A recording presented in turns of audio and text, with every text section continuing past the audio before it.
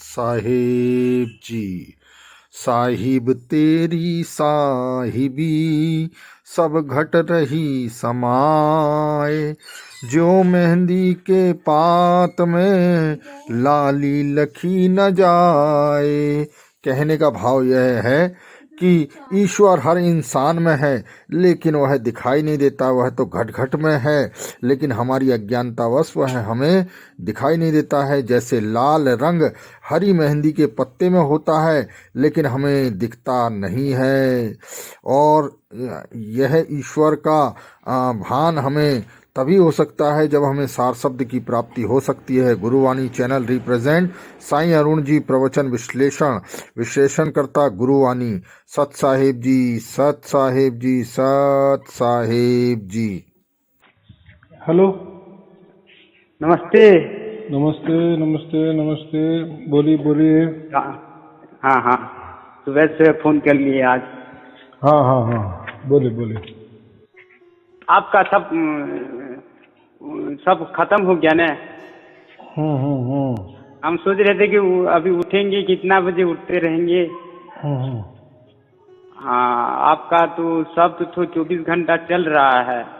अरे वाह, बहुत अच्छे। आपसे मेरा बात भी हुआ है, वो आप समझाए थे हमको कि चार राम के बारे में समझाए थे। वही बोल रहे हैं। उसके ऊपर तो पूरा विश्वास हो गया है, लेकिन मन में थोड़ा संशय है, पूछ लेंगे थोड़ा, बोल रहे हैं। बोलिए। सार सब आप बोलते हैं दूसरा आदमी को सार शब्द सुनने से आनंद मिलता है। हाँ, आदमी लोग आपको पूछते हैं कैसे हैं, बोलते तो आप बोलते हैं बहुत आनंद में हूँ, सार शब्द हमको बहुत आनंद दे रहा है। लेकिन हमको ऐसा नहीं लग रहा है। हम सुन रहे हैं उसको, वो 24 घंटा सुन रहे हैं, लेकिन आनंद कैसे मिलता है, हम कैसा सोचिए, हमको कैसा अनुभव अपने आप में करे कि हमको आनंद लगे। आनंद कैसा होता है ये आनंद?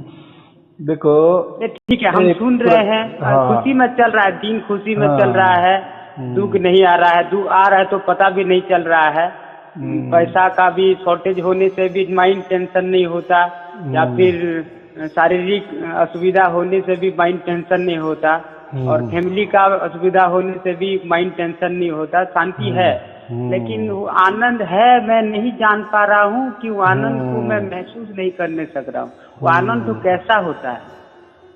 बराबर। कैसा है, देखो, हम प्रकृति में रहते हैं ना, तो प्रकृति में हम ऐसा समझो कि हमारे प्रकृति में लाखों कोटि जन्म हो गए। बराबर। हाँ, तो हम ये मानव जन्म जब धारण करते हैं ना, तब हमको आनंद समझ में आता है। ऐसा नहीं है कि प्राणियों को आनंद नहीं मिलता। अगर वो आनंद अगर उनको नहीं या उनको नहीं समझ में आता तो वो कुछ करते ही नहीं, या प्रकृति बनती नहीं, या वो कोई संबंध भी नहीं करते। तो ऐसा नहीं है, आनंद की चाह सबको है, सभी को है, प्राणी हो आदमी हो, सबको आनंद ही चाहिए। लेकिन आनंद की परिभाषा थोड़ी अलग अलग है। हम कैसे है, लाखों कोटि बरस प्रकृति में रहे ना, तो हमें यही आनंद की मालूमात है। बराबर। प्रकृति का आनंद मालूम है, लेकिन जो परमात्मा है ना, वो परम आनंद है, तो उसको परम शब्द लग गया है। एक होता है आनंद, और ये जो आनंद है ना, हम बोलते खुशी, मैं अभी सुखी हूँ, मैं आनंद में हूँ, तो ये हो गया प्रकृति का आनंद। लेकिन हम क्या करते हैं, हमारी आदत गिर गई ना, क्या आदत हो चुकी है कि प्रकृति का आनंद हमें समझ में आता है, लेकिन परमात्मा वाला जो परम आनंद है वो कैसा है, इसके और ज्यादा अच्छा है कि इससे और कम अच्छा है, तो ये हमको समझ में नहीं आता। इसलिए आपका कंफ्यूज हो गया ना कि मुझे सार शब्द तो मिल गया, लेकिन मैं आनंद में हूँ क्या नहीं हूँ ये नहीं समझ में आ रहा है, क्योंकि आप क्या कर रहे, तुलना कर रहे हो। टेस्ट तो मुझे मालूम नहीं है। हाँ, अभी कैसा होता है, अभी देखो ना, अभी उसकी आप तुलना कर रहे हो, यानी प्रकृति वाले आनंद, तो प्रकृति वाले आनंद तो हमें मालूम है कि ये आनंद ऐसा होता है, खुशी ऐसी होती है, लेकिन जो हमने सार शब्द प्राप्त किया, परमात्मा को प्राप्त किया, तो वो तो आनंद का सागर है। तो निश्चित ही ये प्रकृति का आनंद से और ज्यादा या कोई बढ़िया आनंद अच्छा तो होगा, आना चाहिए अच्छा ना। होगा। हाँ, अच्छा ही होगा ना, बराबर। तो वो इससे क्वालिटी बेहतर होगा वो तो क्वालिटी अलग है।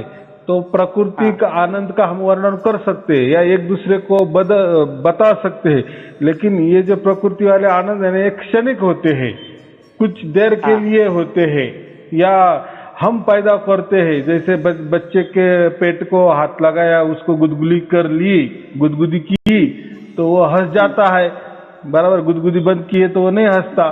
तो ये हमने पैदा किया, उसको आनंद दे दिए ना, वो हमने पैदा किया बोटों से, बराबर। तो ऐसा ही हमें ये प्रकृति का आनंद की पहचान है। और ये जो प्रकृति का आनंद हमें जो मिलता है ना, वो हम खुद बनाते हैं, खुद तैयार करते हैं, इसलिए हमको आनंद मिलता है या आनंद समझ में आ जाता है, या हम ऐसा विचार करते हैं कि हाँ ये आनंद वाली बात है, मुझे लड़का हो गया, मुझे आनंद हो गया, मेरे बेटे को नौकरी लग गई, मुझे आनंद हो गया, या सुख मिल गया, ऐसा ही होता है ना। तो देखो परमात्मा के पास तो कोई ये संसार नहीं है, तो वहां तो कोई लड़का होने वाला नहीं है, लड़के को नौकरी लगने वाली नहीं है। तो ये जो प्रकृति वाले जो आनंद है ना, ये क्षणिक आनंद होते हैं, बराबर। और परमात्मा वाला जो आनंद होता है परमानेंट के लिए होता है, शाश्वत होता है, सत होता है, निरंतर होता है, अखंडित होता है। तो देखो दोनों में तो फर्क तो होगा ही ना। और ये प्रकृति का आनंद पैदा होता है और नष्ट भी हो जाता है। हम क्या सदोदित तो सदा काल के लिए आनंदित तो नहीं रह सकते ना, है क्या ऐसा कोई कि आनंद ही आनंद, कभी देखो 24 घंटा आनंद, ऐसा नहीं होता है ना। तो ये आनंद को हमें पहचान है, लेकिन ये आनंद हमको आनंद लगता है या ये इसको हम आनंद मानते हैं, लेकिन ये क्षणिक काल के लिए होता है, कुछ देर के लिए होता है, कुछ दिन के लिए होता है, ऐसा समझो कुछ घंटे के लिए होता है। लेकिन परमात्मा का आनंद है, परम आनंद है, परम यानी शाश्वत, वो कभी नहीं बदलने वाला होता है। इसलिए हमको उसकी आदत नहीं है। तो हमको जब हम सार शब्द सुनते हैं तो वो एक आनंद की, परम आनंद की स्थिति होती है। उसको कबीर साहब ने ताड़ी लगी, उठत बैठत कहो वो ऐसी मुझे ताड़ी लगी, बराबर। तो ये अलग ही आनंद है। अभी इसकी पहचान ना होने के कारण हम क्या करते हैं, प्रकृति का आनंद में ही उसकी तुलना करते हैं। मुझे जो प्रकृति का आनंद मिलता है, इससे कोई और ज्यादा आनंद मिलता है या कम आनंद मिलता है, तो उसकी कोई तुलना नहीं की जाती। इसलिए वो आनंद हमें समझ में नहीं आता, परमात्मा वाला आनंद। लेकिन क्योंकि देखो अभी हम तो प्रकृति में भी रह रहे ना, और हमें प्रकृति में जिंदा है, और हमें जीते जी परमात्मा की प्राप्ति हो गई, बराबर। एक साथ दोनों काम हो रहे ना अभी, बराबर कि नहीं। एक साथ हमारा मन काम भी कर रहा है पेट के लिए, जीवन भी जी रहा है, सुख दुख भी झेल रहा है, सब कुछ हो रहा है, ये भी हम देख रहे हैं। और एक ही साथ, उसके साथ ही साथ कोई अंतर नहीं, हम परमात्मा की धुन भी सुन रहे हैं, बराबर। यानी एक जगह हमारी सुरती या आत्मा परमात्मा को जुड़ी हुई है, ये भी हम समझ रहे हैं। और एक बाजू हम हमारा काम भी कर रहे, मन से संसारिक काम कर रहे, पेट भरने का काम कर रहे, या सुख दुख भोग रहे, ये भी देख रहे, दोनों स्थिति देख रहे हैं ना। हाँ, और ये दोनों को स्थिति को जो देखने वाला है ना, वही सच्चा वाला आनंद है, उसको हम परमात्मा कहते हैं, क्योंकि वो अभी दोनों भी जान रहा है। इसके पहले क्या था, ये स्थिति नहीं थी ना, बस हमारी आत्मा सुरती या मन, बराबर, ये दोनों ही एक दूसरे को जानते थे, तीसरा किसी इसमें नहीं था ना। अभी क्या आ गया, अभी मन भी आ गया, ये संसार कर रहा है, ये भी समझ रहा है, क्योंकि मन से संसार होता है ना। अभी एक जगह में प्रकृति भी है और परमात्मा भी है, और मन भी है, सब एक ही जगह में है। नहीं, इसका साक्षी ना, लेकिन एक साक्षीदार है ना, जो साक्षी है ना, दोनों का साक्षी, दोनों का साक्षी माने वो सार शब्द जो साक्षी है, शरीर मेरा प्रकृति है। हाँ, बराबर। अब मन भी है। देखो शरीर और मन एक ही बात है। शरीर ये ठोस है, हाँ। इसलिए दिखता है, वो साकार है, वो उसको आकार कहते हैं। और ये जो मन है ना, ये शरीर का निर्गुण अंग है, ये दिखता नहीं है, लेकिन है एक प्रकार का शरीर है। उसको ऐसा समझो कि ये जो मन है ना, ये एकदम सूक्ष्म शरीर ही है। क्या है? सूक्ष्म शरीर है, क्योंकि ये ठोस शरीर तो यहाँ वहाँ नहीं जा सकता। हाँ न, उसका लेकिन- उसका निर्गुण है। हाँ, हाँ। शरीर साकार है और साकार का निर्गुण मन है। मन है, तो मन यहाँ वहाँ भटक सकता है ना। तो अभी हाँ। जब हमें सार शब्द की प्राप्ति होती है ना, तो हमें समझ में आ रहा है ना कि मैं जब भी काम कर रहा हूँ हाथों से या बुद्धि से या पेट के लिए, जो हाँ, भी हाँ। मेरा दिनचर्या का काम कर रहा हूँ, और काम करते करते ही साथ साथ कोई भी फर्क नहीं, दोनों भी, यानी मन भी काम कर रहा है और उसके साथ साथ धुन भी सुन रहा है। तो ये कौन सुन हाँ। रहा है? ये मन नहीं सुन रहा है, क्योंकि मन तो काम पर लगा है ना। लेकिन ये जो धुन कौन सुन रहा है? ये आत्मा हमारी सुन रही है। ये और ये भी क्यों सुन रही है? तो वो जुड़ गई है, बराबर। ये आत्मा परमात्मा से जुड़ गई, इसलिए आपका आवाज आ रहा है ना, परमात्मा का आवाज। अगर ये जुड़ी नहीं होती तो आवाज कैसा आता? आपने मुझे फोन लगाया, मैंने उठाया, इसलिए हमारा जुड़ा होगा, इसलिए मेरा आवाज आपको आ रहा है ना। अगर फोन ही लगा नहीं होता तो मेरा आवाज आपको कैसा आ जाता? नहीं आता ना। हाँ गुरुजी, ये शब्द तो आता है हमेशा, लेकिन मैं कभी कभी ध्यान नहीं दे पाता हूँ और कभी ध्यान देता हूँ। देखो, ध्यान देना उसमें ही मेरा नहीं। माइनस पॉइंट है, उसमें देखो, मेरा माइनस पॉइंट है क्या? नहीं, उसको उल्टा जो भी सार शब्द की जो धुन ध्वनि आती है ना, उसके तरफ ध्यान देना ही नहीं, वो ऑटोमेटिक हाँ, चलती ही है। जब याद आता है ना, जब याद आता है कि नहीं रे तो मेरा ठीक है। भगवान मेरे पास है बोल के, आज परमात्मा मेरे साथ है, उसका एक तो चीज मेरे को दिया है, उस जब याद आता है तो सुन लेता हूँ, तो वो बजते रहता है। फिर भूल जाता हूँ, काम में लगे रहता हूँ, फिर हाँ। भूल जाता हूँ, फिर कभी कभार फिर याद कर लेता हूँ, नहीं एक तो चीज है मेरे पास, फिर सुन लेता हूँ। और खाली टाइम में तो बैठे रहने से, टीवी देखने से सब सुनते रहता हूँ। बाकी बिजी काम, जैसे कि काम हार्ड काम हो गया तो बिजी हो जाता हूँ, तो उसको ध्यान नहीं देते हम। फिर मैं सोचता हूँ कि मैं थोड़ा गलत आदमी हूँ, इसीलिए उसको ध्यान नहीं देने सक रहा, मुझे उसको देखो, ध्यान देना चाहिए। ये जो बात है ना, ये जो बोल रहे हैं ना आप ध्यान देने की, अगर आपने ध्यान देने की गलती की ना परमात्मा के ऊपर, तो आप गड़बड़ हो जाएगी। जैसे हम सूरज को खुली आंखों से देख नहीं सकते, अगर आपने देखने की कोशिश की तो कितना एक 0 पॉइंट क्षण के लिए आप देख सकते हैं, लेकिन अगर ऐसा देखते रहेंगे तो क्या हो जाएगा? आपकी आंख चली जाएगी ना, कि नहीं चली जाएगी? जी, लेकिन मैं सोचता हूँ कि परमात्मा तो मेरे ऊपर एक कदम बढ़ाया है, मैं भी अपने तरफ से एक कदम बढ़ा दूँ। नहीं, तो नहीं, आप बढ़ा ही नहीं सकते। देखो, आप उसके बच्चे हो, आप ऐसा समझो, पालने में बैठे हुए हो, आप 1 बरस के बच्चे हो, आप नहीं चल सकते, नहीं बोल सकते, नहीं कुछ कर सकते। तो जैसे माँ आती है, आपको उठाती है, जब माँ आएगी खिलाएंगी आपको, तो ये आप वो अपने आप होगा, बोलूं तो अपने आप होगा।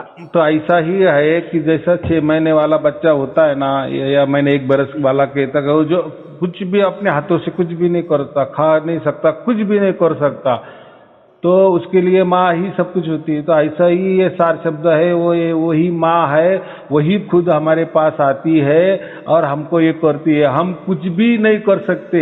देखो, 6 महीने का बालक क्या कर सकता है?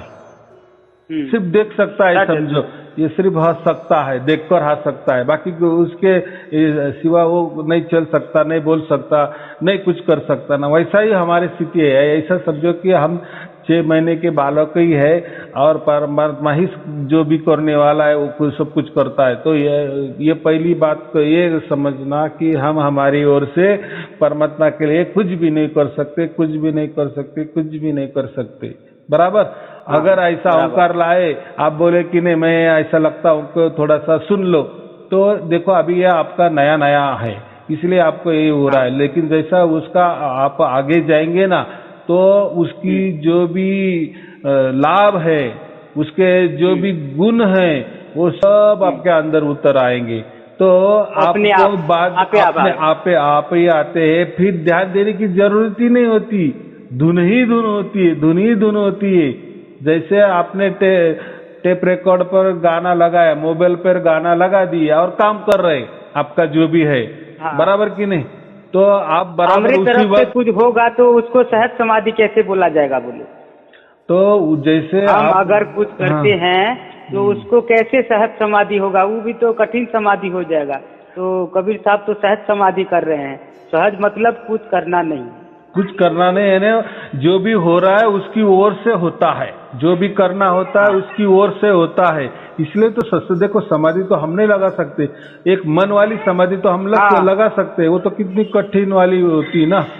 हाँ। जो मन वाली समाधि होती है वो तो कितनी कठिन होती है, उसके लिए नियम व्यायाम, आसन, प्राणायाम, त्याग परित्याग, क्या बोलते हैं, संन्यास, ये करना नहीं वो करना नहीं, एकांत स्थली जाना वगैरह वगैरह, बहुत बहुत बहुत कठिन होती है वो मन वाली समाधि। तब कभी लगी तो लगी, वो भी क्योंकि थोड़ी क्षण के लिए लगती है। इतनी समझो 50 बरस की मेहनत करो और एक क्षण के लिए वो समाधि लग सकती है। कितना देखो, उसके लिए एक क्षण के समाधि के लिए आपको 50 बरस खोने पड़ते हैं, लेकिन वो भी एक क्षण के लिए। और क्या मिला? 50 बरस भी गए और एक क्षण के लिए समाधि लग गई। तो इसलिए वो खाली समाधि अपना बहुत कठिन अहंकार है। खाली मजबूत हो गया बोलो।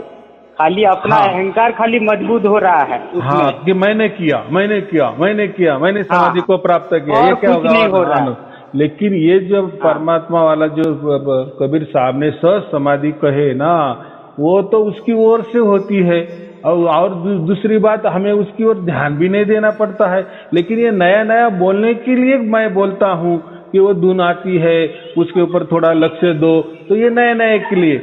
बाद में तो जैसे वो एक उसका जुड़ा हो गया ना, बाद में उसका दायरा इतना बढ़ जाता है, इतना बैठ जाता है कि हम धुन ही धुन चाहकर भी होती है। उससे अलग नहीं हो सकती। कैसे हम क्या चाहकर होगा? भी उससे अलग नहीं हो सकते। देखो, वो तो धुन आपने तो नहीं लाई ना, नहीं। आपके कष्ट से नहीं प्रकट की ना धुन को, क्या किए? उस आपको नहीं, कुछ कष्ट किए? कुछ नहीं किए। तो वो तो आपे आप आई ना, तो आपे आप आई है तो आपे आप भी जाएगी। लेकिन अभी आई तो वो जाने के लिए नहीं आई, बराबर? वो अभी आई ना, तो वो अनंत काल के लिए आई है। अभी आपका आनंद से जुड़ाव हो गया है। देखो, आपने आनंद को अभी जाना ना, क्या इसके पहले आनंद वो अनंत नहीं था क्या? परमात्मा अनंत नहीं था? आदि वो परमात्मा तो आदि अनादि से है ना, क्योंकि उसकी कोई शुरुआत ही नहीं हुई, तो एंड होने की बात ही नहीं है ना। तो आदि अनादि है परमात्मा। वैसे ये धुन तो आदि अनादि है। आपने अभी जान लिया, उसका मतलब क्या वो अभी शुरू हो गई क्या वो धुन? नहीं, वो तो धुन चल रही थी, लेकिन आपने उसकी पहचान कर ली, बराबर? यानी परमात्मा की पहचान आपको अभी हो गई। अभी हम क्या कर रहे हैं? उस परमात्मा में आनंद ढूंढने की कोशिश कर रहे हैं, सुख ढूंढने की कोशिश कर रहे हैं, बराबर कि नहीं? हाँ। जैसे प्रकृति में होता है ना, कुछ भी चीज प्राप्त हो गई तो उसके हम आनंद मिलना चाहिए, ऐसा करते हैं ना। घर में टीवी लाए तो हम उसका आनंद उठाते हैं। यानी आपने मनोरंजन के लिए, आनंद के लिए वो लाया ना टीवी, या कुछ भी चीजें जो भी लाते हैं प्रकृति में, वो आनंद के लिए लाते हैं, सुख प्राप्ति करने के लिए लाते हैं ना। तो ये हमारा क्या होगा? एक व्याख्या हो गया कि कुछ भी लाना तो उससे हमें कुछ तो भी मिलना चाहिए। उसको क्या कहते? वासना कहते हैं। हम आशा रखते हैं, उससे हम कुछ तो भी फल चाहते हैं, बराबर? हम बच्चे को भी चाहते ना, तो बच्चे का भी उसमें हमारी कामना होती है, इच्छा होती है कि ये बेटा बड़ा होकर मुझे संभलना चाहिए, बराबर? तो बेटा तो चाहिए, लेकिन किस लिए चाहिए? तो मुझे बुढ़ापे में सहारा चाहिए। ये क्या हो गई? आपकी इच्छा हो गई, आपकी कामना हो गई। यानी आप वस्तुओं में भी सुख ढूंढने की कोशिश कर रहे, आनंद ढूंढने की कोशिश कर रहे। वैसे जीते जागते व्यक्ति में भी आप यही करना चाहते हैं ना। जैसे बेटे के लिए, बेटा भी चाहिए तो किस लिए चाहिए आपको? सुखी खुशी के लिए चाहिए ना। आपका बुढ़ापे का जीवन अच्छा जाए या आपको सहारा मिल जाए, यही इच्छा है ना। यानी आप जीवित से भी इच्छा ही ढूंढते हैं, सुख ही ढूंढते हैं, आनंद ही ढूंढते हैं। उसमें वस्तु से भी वही काम करते हैं। जो भी आप चीज लेते हैं ना, उसमें भी यही ढूंढने की कोशिश करते हैं। मोबाइल लिए, उसमें भी आप सुख ढूंढने की कोशिश करते, आनंद ढूंढने की कोशिश करते, बराबर कि नहीं? तो हाँ, हम आदमी ऐसे है या मानव ऐसे है कि हर इसमें सुख चाहते हैं, फिर चाहे बेटा हो या चाहे बेटी हो या बहू हो, कुछ भी हो, या कोई भी वस्तु हो, जीवित वस्तु भी नहीं हो, वस्तु है तो नहीं तो जान नहीं होती ना, लेकिन जिसमें जान भी हो या ना हो, जीवित हो या ना हो, तो हम हर वस्तु में या हर जीवित वस्तु में हम हमारी कामना रखते हैं कि इससे हमें कुछ तो भी फायदा होना चाहिए। तो स्वार्थ चाहिए। लेकिन अभी देखो, परमात्मा आपको मिला तो परमात्मा के उसमें आपका क्या स्वार्थ, परमात्मा का क्या स्वार्थ है? कुछ स्वार्थ नहीं ना, लेकिन मिल गया। लेकिन आपने तो कभी ना कभी देखो, लाखों आपके जन्म गुजर गए, कोटि जन्म गुजर गए, उसमें कभी कभी आपने एक कामना तो मन में तो लाई होगी ना कि नहीं, मुझे मेरे बाप को मिलना है, मुझे परमात्मा को मिलना है। ये तो कभी न कभी आपने, लेकिन ऐसा समझो कि आपका उतना भाग्य ही नहीं था ना आपके पास, इसलिए आपको इसके पहले नहीं मिला, बराबर नहीं मिला। जैसे अभी आपके पास साइकिल है, बराबर, तो आपको अभी 4 व्हीलर खरीदी करनी है, 4 चाक वाली गाड़ी खरीदी करनी है, कार खरीदी करनी है आराम के लिए, बैठने के लिए, लेकिन आप अभी खरीद नहीं सक रहे। क्यों? तो आपके पास उतना पैसा नहीं है, बराबर कि नहीं? लेकिन जब आपके पास पैसा आएगा तब आप गाड़ी खरीदी कर लेंगे, बराबर। तब तक तो आप तो दुखी नहीं होगे ना, क्योंकि आपको मालूम है अपने पास पैसा ही नहीं है, तो क्यों लेना। तो ऐसा ही है। तो हमारा जब तक पूरा भाग्य नहीं होता तब तक हमें परमात्मा मिलता नहीं। उसका मतलब हमने कभी न कभी इतने कोटि जन्म में परमात्मा की चाहत रखी थी कि परमात्मा मिलना चाहिए, लेकिन हमारा भाग्य उतना नहीं था ना, बराबर, उतनी हमारी पूंजी नहीं थी ना, इसलिए परमात्मा नहीं मिलता था, बराबर। परमात्मा के सबके लिए खुला है। देखो, गाड़ी तो सभी को मिलती है ना, आप पैसा लेके जाओ, गाड़ी आपके दरवाजे के सामने खड़ी होगी।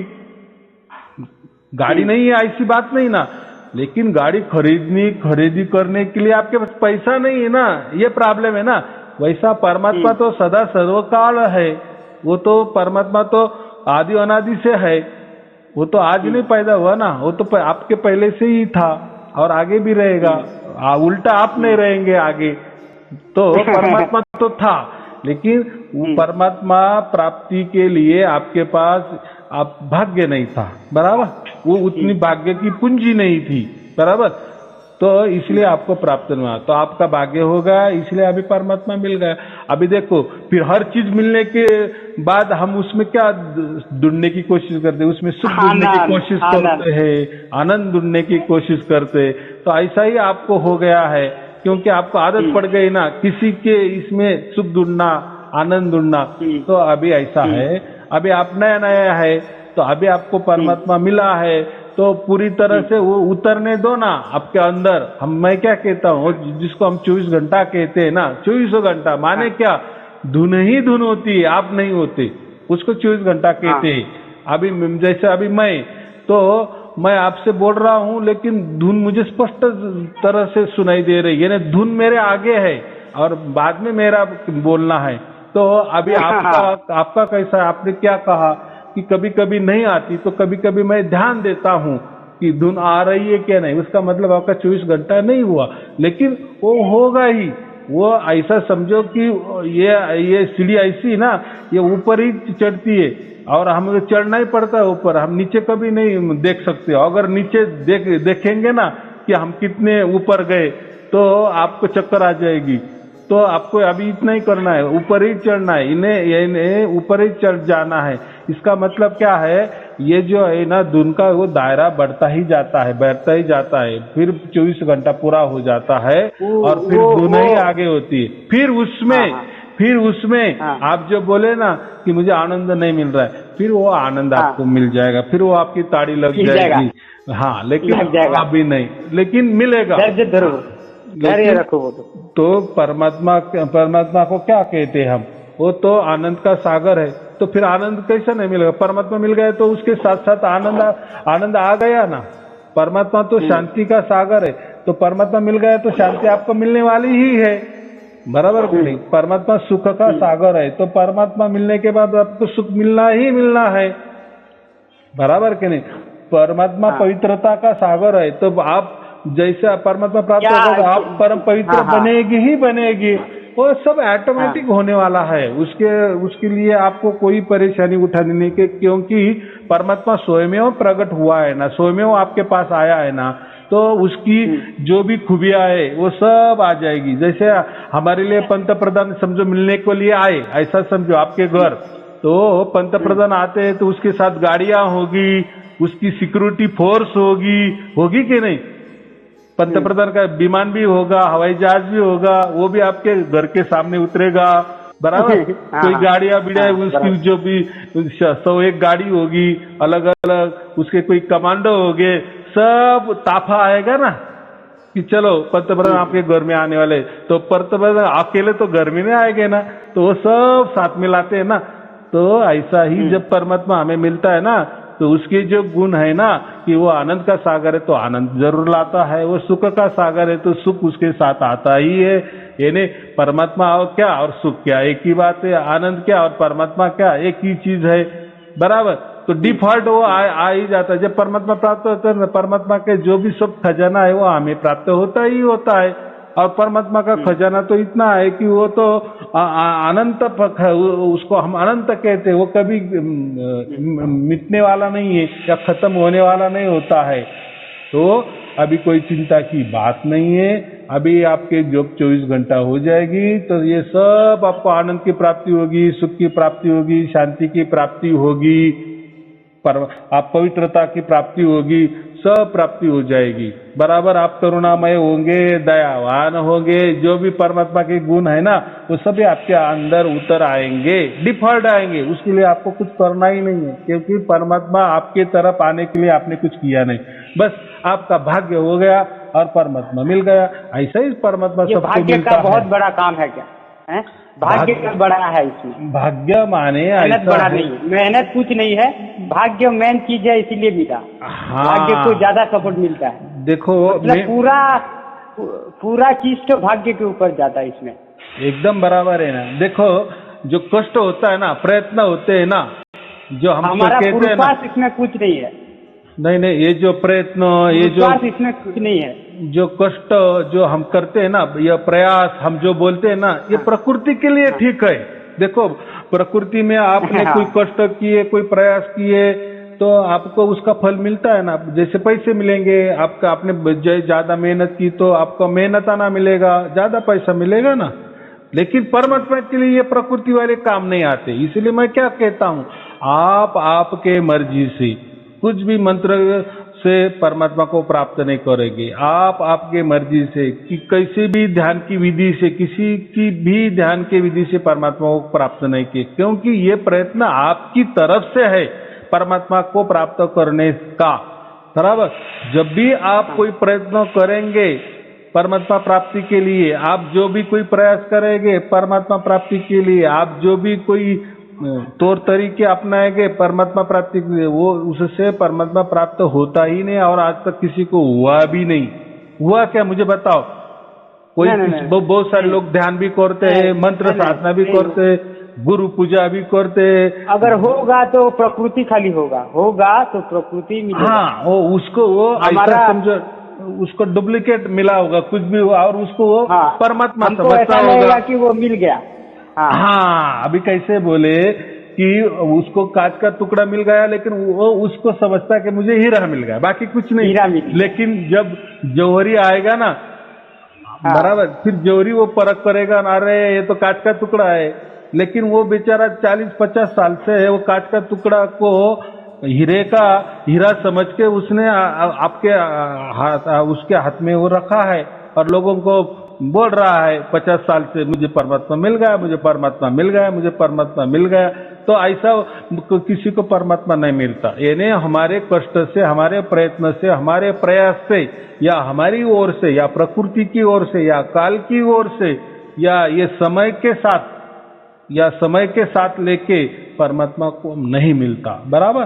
तो ये परमात्मा उसकी मर्जी से हमें मिलता है और उसकी मर्जी से वो हमें आनंद भी देता है, सुख भी देता है, शांति भी देता है, सब कुछ हमारा जीवन पलटता है, क्योंकि परमात्मा ऑल इन वन है। उसको ऑल इन वन माने क्या, उसको सब समझता है, वो सर्वज्ञानी है, सर्वव्यापी है, वो अनंत है, आदि अनादि है, वो अखंड है, निरंतर है, अजन्मा है, अकाल है, निर्भय है। तो ये सब खूबियां उसमें हैं। तो जब वो प्राप्त होता है ना, तो ये सब खूबियां हमारे में आ जाती है, बराबर, या हमारे तक पहुंचती है। तो ये पहली बात, हमें वो सिग्नल हमें मिलना चाहिए, वो हमें जुड़ा होना चाहिए, फिर बाद में बात सब कुछ आ जाती। जैसे मैंने कहा ना, आपको जब अगर पंतप्रधान मिलने के लिए आपके घर में आना वाला है, तो देखो फिर आपका घर जो होगा ना, आपका घर के आसपास रास्ते बिस्ते कितने बढ़िया बनेंगे, बराबर है, रंग बिंग दे देंगे, सब कुछ बढ़िया रास्ते बना देंगे, स्वच्छ परिसर करेंगे, बराबर। फिर सब 2-4 दिन सब बड़े बड़े ऑफिसर आ जाएंगे, सब देखेंगे, यहाँ नजर मारेंगे आपके घर के आसपास कैसे पंतप्रधान आएंगे, कैसे यहाँ बैठेंगे, आप कैसे उनसे बात करना, क्या करना, वो आपको क्या क्या पूछेंगे, कैसे, वो सब आप क्या। तो फिर जब वो आते हैं तो बहुत सारी सैकड़ों गाड़ियां होती है, उनका हवाई जहाज होता है, उनके बड़े बड़े ऑफिसर होते हैं, कमांडोज होते हैं। देखो फिर एक पंतप्रधान आया, लेकिन उसके साथ उसने क्या क्या लाया। तो ऐसा ही जब परमात्मा हमें मिलता है ना, तो उसके सभी गुण हमें मिलते हैं, लेकिन हमें थोड़ी सबूरी रोकनी चाहिए। उसको क्या कहते हैं, श्रद्धा सबूरी। श्रद्धा सबूरी भी नहीं, वो तो प्राप्त हुआ ही है, लेकिन थोड़े टाइम में हमको वो जरूर वो जो भी उसके सब गुण है वो हमारे अंदर उतरेंगे। सार शब्द, हाँ गुरु जी, सार शब्द मिलने के बाद हमारा प्रारब्ध जितना रहता है हम उतना चलते हैं, सच है। देखो, सार शब्द माने ही परमात्मा, प्रारब्ध नहीं, प्रारब्ध किसको कहते हैं, जो भी हमारा अभी जीवन चल रहा है ना, वो प्रारब्ध की वजह से चल रहा है। यानी पिछले जो हमारे जन्म हुए ना बहुत सारे, उसमें जो भी हमने पाप पुण्य जो भी किए ना, उसका निचोड़ उसको कहते हैं प्रारब्ध, बराबर। मतलब इस जन्म में वो खत्म होगा। अभी देखो ना, अभी देखो आपको अगला जन्म में नहीं है, क्यों? अभी आपने जितने जी परमात्मा को जुड़ गए ना, आपको परमात्मा ने पकड़ लिए ना, परमात्मा से आपका जुड़ा हो गया, वो जिते जी हो गया ना, तो अभी आपका जिते जी परमात्मा मिलने के कारण आपको अनंत काल के लिए अभी मोक्ष मिल गया। मोक्ष माने क्या, कोई आपका अभी जन्म ही नहीं होने वाला है। अनंत काल में आप परमात्मा की गोद में अनंत काल के लिए आनंद में बैठने वाले हो, सुख में बैठने वाले हो, शांति से बैठने वाले हो। तो आपका वो प्रारब्ध भोगने के लिए अगला जन्म ही नहीं है ना, तो प्रारब्ध खत्म हो गया। तो मतलब मेरा मतलब ये है कि प्रारब्ध रह जाएगा और मेरा मृत्यु हो जाएगा, तो फिर प्रारब्ध रह गया तो फिर नया आना पड़ेगा, क्या बोल रहे हैं? कैसा क्या? हाँ, जिसको सार शब्द की प्राप्ति नहीं हुई या परमात्मा से जुड़ा हो जिसका नहीं हुआ, हाँ उसको तो फिर वो जो भी कर रहा है वो प्रारब्ध की वजह से अगर मर गया तो उसको जन्म लेना पड़ेगा ना, लेकिन आपको नहीं पड़ेगा। जुड़ा हो गया, जिसका जुड़ा हो गया उसको प्रारब्ध रह गया कि नहीं रहेगा? प्रारब्ध रहता ही नहीं है। देखो प्रारब्ध कैसा है, जब समझो अभी आपका उम्र कितना है, 30 साल आपका उम्र है ना, समझो अभी प्रारब्ध की वजह से आपको समझो और 60 साल जीना है, बराबर।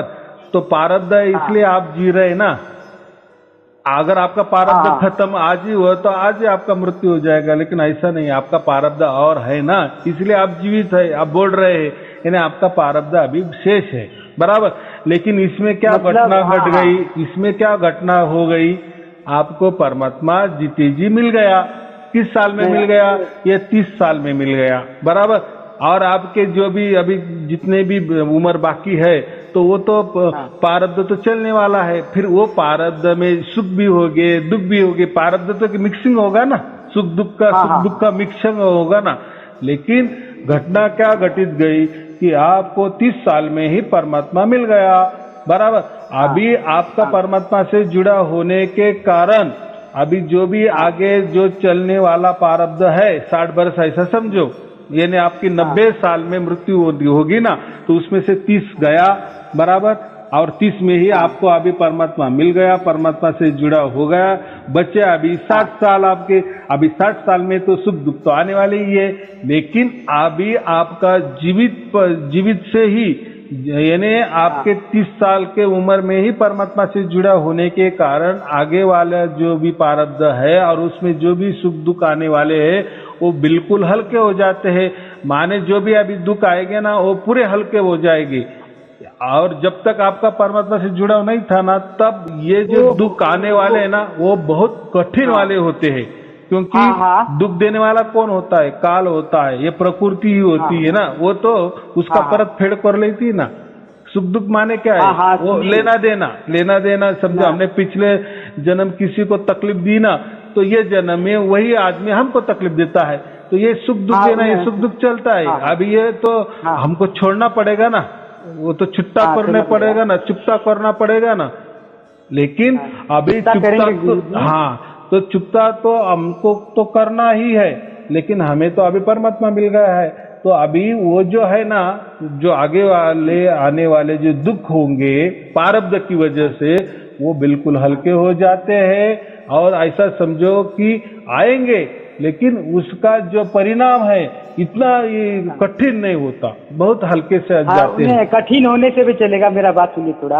हाँ, कि प्रारब्ध तो आएगा और रहेगा, लेकिन बीच में अगर हो अकाल नहीं बोलते हैं क्या, एक्सीडेंट।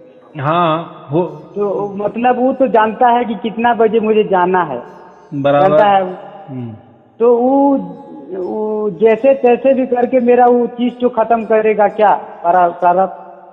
अरे भाई मैं क्या बोल रहा हूँ, आपका जुड़ा होगा ना। जुड़ा माने क्या? परमात्मा ने आपके साथ गांठ बांध ली, डोरी जो फेंकी ना उसने, तो आपके आत्मा को उसने पक्की गांठ बांध ली। गांठ किसने बांधी?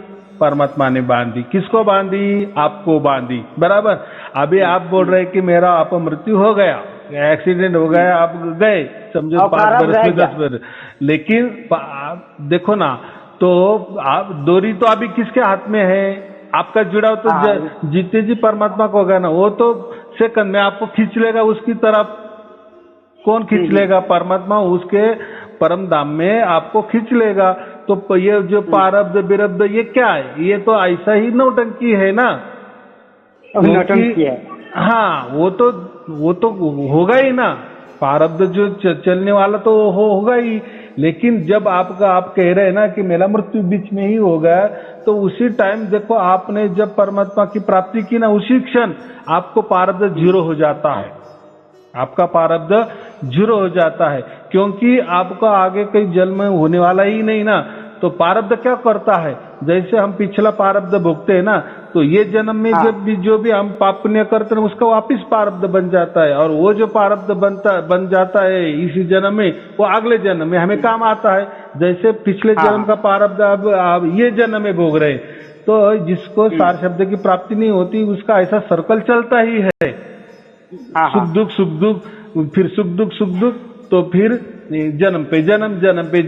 लेकिन यहाँ हमारी घटना क्या घट गई? तो हमारा जुड़ाव परमात्मा से हो गया है, बराबर। और हमको परमात्मा से जुड़ा हो गया, उसका कारण अभी जो भी हमारे हाथ से जो भी कर्म हो रहे हैं ना, तो वो अकर्म में बदल जाते हैं, वो निष्काम कर्म में बदल जाते हैं, तो उसका कोई फल ही मिलने वाला नहीं है। अब फिर फल नहीं मिलने वाला है, तो फिर क्योंकि फल अगर मिला भी तो वो फल भोगने के लिए हमें अगला जन्म ही नहीं ना, तो फल मिलके भी क्या फायदा? आया कि समझ में? तो हम जीते जी ही हम मोक्ष को प्राप्त हो गए ना, जीते जी हमें मुक्ति मिल गई ना अभी। हाँ बोलो। तो मेरा राग द्वेष अभी खत्म नहीं हुआ, मतलब तो वो चीज तो हो रहा है, मतलब चीज के ऊपर आकर्षण और राग द्वेष जो होता है, जिसमें पाप स्टार्टिंग गठित होता है, वो चीज तो मेरा खत्म नहीं हुआ है।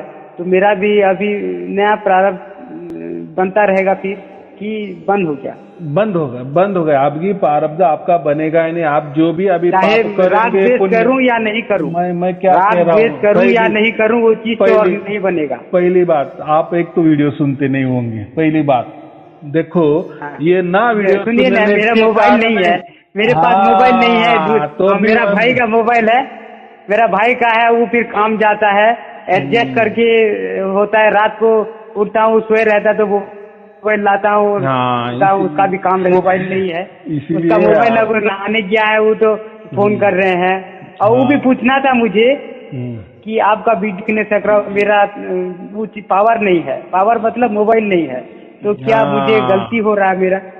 देखो, तो इसमें मेरा क्या गलती है? देखो, नहीं है मेरे पास, या फिर 5,000 नहीं है खरीदने के लिए।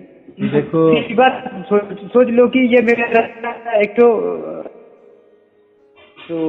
देखो मुझे इसमें अभी मेरा गलती है भी।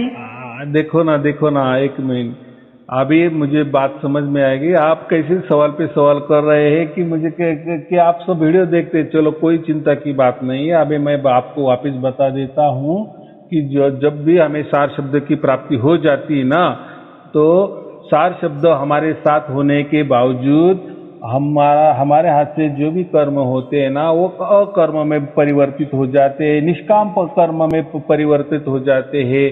तो इसीलिए फिर वो कर्म का कोई फल मिलने वाला ही नहीं होता है, क्योंकि हमें हमारा अगला अभी जन्म ही नहीं है। हम आप जितने जी मोक्ष को प्राप्त हुए, मोक्ष का मतलब क्या होता है कि वापस हमें जन्म के जो 84 लाख योनि का जन्म का चक्कर बंद हो गया, उसको हम क्या कहते हैं, मोक्ष मिल गया। तो अभी आपको मोक्ष मिल गया है, तो अभी आपका जो भी हाथ से अच्छा हो बुरा कर्म हो, तो उसका कोई फल मिलने वाला ही नहीं। बस आप ऐसा समझो कि जितनी आपकी जिंदगी है प्रारब्ध के वजह से उतने आप आराम से जी लेंगे। फिर उसमें कितना भी दुख आएंगे ना, तो उतने हल्के हो जाएंगे, और जो भी सुख आएंगे ना, वो उल्टा ज्यादा बढ़ जाएंगे। यानी यहाँ क्या होता है, जब परमात्मा से हमारा जुड़ा होता है ना, तो आने वाले जो दुख होते हैं, बड़े बड़े दुख एकदम सूक्ष्म हो जाते हैं, हल्के हो जाते हैं, और आने वाले जो भी सुख है वो बढ़ जाते हैं, बराबर। और हमारे हाथ से जो भी हमारे पेट भरने का जो भी हम काम करते हैं, अगर उसमें हमारे कोई अच्छा बुरा हो जाता है तो उसका फल भी नहीं मिलता। यानी मैं वही कह रहा हूँ कि जब भी जिसको भी सार शब्द की प्राप्ति हो जाती है, तो फिर उसी काल में, उसी दरमियान में जो भी हमारा काम होता है वो अकर्म में बदल जाता है, वो या निष्काम में परिवर्तित हो जाता है, बराबर। तो कोई चिंता की बात नहीं। आपको आप मेरा परिस्थिति को समझिए कि नहीं, मेरा परिस्थिति को समझिए कि नहीं। देखो, ऐसा कोई परमात्मा ने कहा नहीं कि आपके पास मोबाइल ही चाहिए। अगर मोबाइल नहीं है तो आपको परमात्मा समझ में नहीं आएगा या परमात्मा रूठ जाएगा, ऐसी कोई बात नहीं। तो आप इतनी बड़ी बड़ी बातें करते तो आपको सब समझ रहा है ना।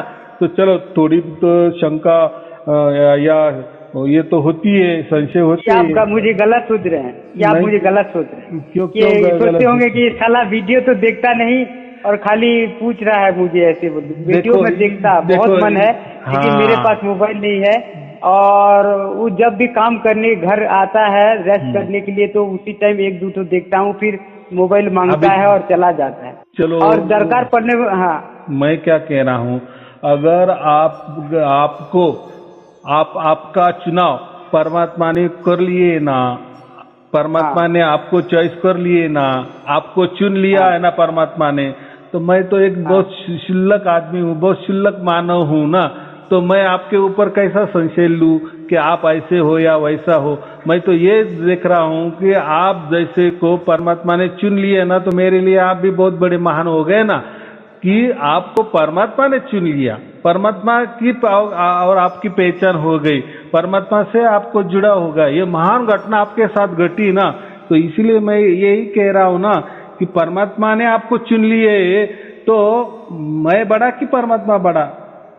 तो परमात्मा इतना महान है तो भी उसने ही आपका चुनाव किए ना, तो वो परमात्मा का चुनाव व्यर्थ थोड़ी जाएगा क्या? तो ऐसा मत करो। आप महान नहीं हो, ऐसा कभी नहीं समझना कि नहीं। तो मैं अभी दिया ना उदाहरण, परमात्मा ने आपका चुनाव कर दिए तो आप कितने महान होगे। तो मैं मेरे बुद्धि से आपको कैसा ये ऐसा वैसा कहूंगा कि आप ये हो वो हो। तो कोई चिंता की बात है, सब अच्छा होगा। बहुत लोग आपको फोन करते होंगे तो बोलते होंगे कि अभी देखो ना, आपको बोर भी लगता होगा। अभी देखो, अगर आपने पूरे वीडियो देखते तो आप मुझे कोई सवाल नहीं करते, बराबर। अभी हम जो दोनों बोल रहे हैं तो कितने मुझे फोन आ रहे हैं, मैं उनका नहीं उठा रहा हूँ, तो वो क्या करेंगे यार, गुरु जी को कभी फोन लगाए तो गुरु जी का फोन ही चल रहा था, हमको फोन लेना चाहिए। आपको फोन आ रहा है अभी, बराबर, अभी फोन आ रहा है आपको। हाँ, गलत होगा मेरा। और बाजू वाली एक दो मोबाइल और है तो उसमें भी घंटियां चालू है, लेकिन मैं नहीं उठा पा रहा हूँ। तो ये होता है, इसलिए मैं क्या कहता हूँ कि वीडियो सुनते जाओ। अभी ठीक है, आपकी परिस्थिति नहीं है, आपका नया फोन नहीं है, इसलिए ये हो गया, लेकिन चलो आपका संशय तो मिट गया ना। हाँ बोलो बोलो। लास्ट क्वेश्चन वो ये जो देवता लोग हैं ब्रह्मा विष्णु, इनको भगवान ने जो बनाया है किस काम के लिए बनाया है? देखो ये ऐसा नहीं, सो पूरा ये चलाने के लिए बनाया है। ये जो 35 लाख ब्रह्मांड ने वही चलाते हैं ना। देखो वो देवता माने क्या, सत्व रजत तम, यानी जन्म होता है, कुछ देर के लिए पालना होते हैं और बाद में उसका नष्ट हो जाता है। ये तीनों चीज हर चीज में है ना, यानी हर चीज का जन्म होता है, कुछ दिन के देर के लिए रहती है वो चीज और बाद में खत्म होती है। फिर आदमी हो, स्त्री हो, पुरुष हो, प्राणी हो, वृक्ष हो या पृथ्वी हो या 35 लाख ब्रह्मांड हो, इसमें यही चल रहा है ना। उसका जन्म होता है, कुछ क्षण के लिए रहता है एक, और बाद में उसका दय निश्चित है। तो ऐसा ही चलता है। तो वो उनको काम दिए हैं, वो काम करते हैं भलाई के लिए, कैसा क्या उनका काम करते हैं। हाँ, अगर हमारे बाजू में बैंक भी हो, बैंक के पास बहुत सारा पैसा भी हो, आप बोलेंगे यार उनको समझते नहीं कि मुझे पैसे की बहुत जरूरत है, मैं किस हाल में चल रहा हूँ, वो क्यों नहीं देते पैसे, तो ऐसा कोई देगा क्या? तो वैसा ही प्रकृति सब चल रही है, जैसा हमारा कष्ट है वैसा हमको उसका मेहनताना मिलता है ना। काम करेंगे तो पैसा मिलेगा, वैसा ही जिसका भाग्य है उसको परमात्मा मिलता है। जैसे आपको मिल गया, आपका भाग्य होगा इसलिए मिल गया, बाकी लोगों को नहीं मिला, तो उसमें वो दुखी क्यों हो गए? वो क्या बोलेंगे यार परमात्मा इतना बड़ा है, तुझको मिला, हमको क्यों नहीं मिला? भाई आप देख, मेरा भाग्य इसलिए मुझे मिल गया, बराबर कि नहीं? हो सकता है कल तुझे भी मिल जाएगा, अभी तुझे क्या मालूम तेरा भाग्य पूरा हुआ या नहीं हुआ। हाँ, तो हमको अभी वो जो मिला है, हमको जो मिला अभी परमात्मा मिल गया, तो मेरे ऊपर देवलोक का क्या विचार होगा? देखो आप तो देवलोक से बहुत महान हो गए ना, ब्रह्मा विष्णु महेश, उनको भी मुक्ति नहीं ना, उनको भी मोक्ष का मिला है। मेरे बारे में वो लोग क्या सोचते होंगे? अरे वो तो ऐसा सोचेंगे तो आप उनसे आप बड़े हो गए, बराबर की नहीं, क्योंकि उनको मुक्ति नहीं, आपको तो मुक्ति के मोक्ष के पात्र हो गए ना। आपको तो जीते जी अभी मोक्ष मिल गया, मोक्ष का सर्टिफिकेट मिल गया, आया समझ में? उनको नहीं मिला ना, क्योंकि उनको तो यही काम दे दिए ना, पैदा करे, पालना करे और मार डाले, यही चल रहा है ना, सत्व रजतम। हाँ, उनके साथ हमारा रिलेशन कैसा होना चाहिए? उनके साथ क्यों करना है आपको रिलेशन? वो तो पहले 35 लाख ब्रह्मांड वो संभालते हैं, आप क्या संभालते हो? आप एक गांव भी नहीं संभालते ना। तो उनकी तुलना उस दिन आपको बोले थे कि हम पूजा मंदिर है, पूजा करते हैं बोल के, तो अभी तो करना पड़ रहा है, तो उनके साथ रिलेशन मैं कैसा रखूं? क्या देखो, रिलेशन नहीं उसको कहना, आपके पारदर्शी की वजह से आपके जो भी मंदिर है, आपके जो भी मंदिर से सेवा करते हैं वो करते रहना, उस पे रिलेशन उनसे क्या बनाना, और आप क्या बनाएंगे उनसे रिलेशन? वो नहीं, वो आपको इतना बड़ा परमात्मा मिल गया ना, तो वो तो बेचारे, वो तो 35 लाख ब्रह्मांड में भी घूमते हैं ना, और ये 35 लाख ब्रह्मांड परमात्मा की एक बूंद से तैयार हुआ है। समझो एक परमात्मा पूरा सागर है, तो एक बूंद ये 35 लाख ब्रह्मांड है। बोलो अभी ये बूंद वाले बड़े है कि वो परमात्मा बड़ा है हमारा? नहीं, वो बड़ा, वो सबसे बड़ा है, वो तो इनका भी बात तो है। उससे हमारा जुड़ा हो गया ना, वो परमात्मा से हमारा जुड़ा हो गया है, तो ये तो छोटी मोटी बातें हैं, तो वो मन में नहीं लाना। बराबर, चलो ठीक है। शुभ आशीर्वाद। सत साहिब जी, सत साहिब जी, सत साहिब जी।